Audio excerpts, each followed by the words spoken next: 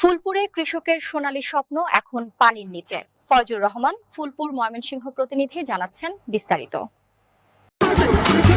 বড় আয়োজনে প্রয়োজন বড় প্যাক।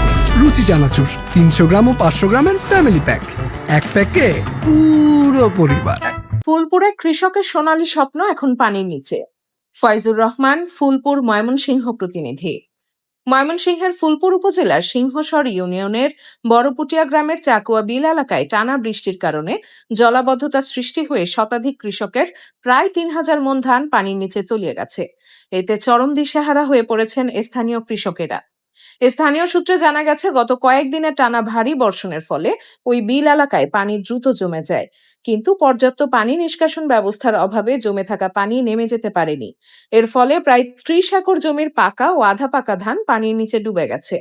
ক্ষতিগ্রস্ত কৃষকদের অনেকেই ধান কাটার প্রস্তুতি নিচ্ছিলেন। ঠিক সেই সময় হঠাৎ জলাবদ্ধতায় তাদের সোনালী স্বপ্ন পানির নিচে তলিয়ে যায়।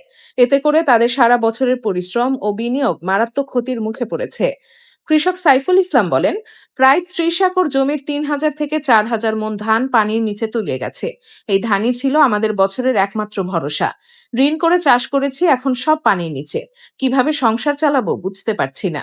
একই ধরনের হতাশার কথা জানিয়েছেন আরো অনেক কৃষক। তারা বলেন, সামান্য বৃষ্টিতেই প্রতি বছর এভাবে ফসল তলিয়ে যায়।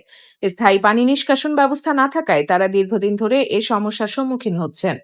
ক্ষতিগ্রস্ত কৃষকদের দাবি, দ্রুত পানি নিষ্কাশনের কার্যকর ব্যবস্থা গ্রহণ এবং ক্ষতিপূরণ প্রদানের উদ্যোগ নেওয়া হোক।